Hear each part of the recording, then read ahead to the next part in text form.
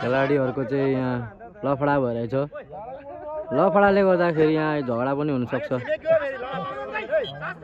यहाँ बल चलिरहेछ। गुड खाली थियो।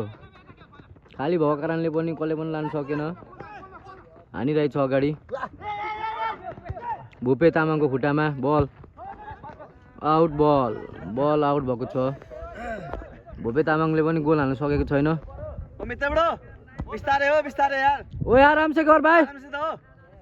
गेम जितेकै छ।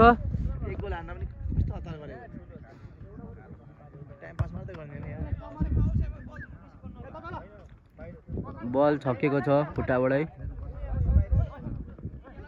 बल चलिरहेछ अहिलेसम्म ग्राउन्डमा। गुड आउट बल भएको छ। बल आउट।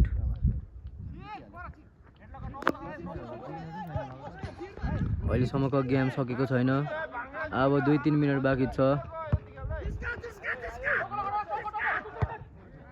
बल आउट भएको छ।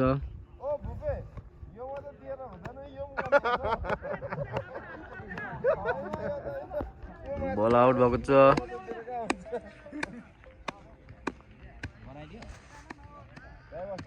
ब्याक सुट राजेश राईले हान्दैछ।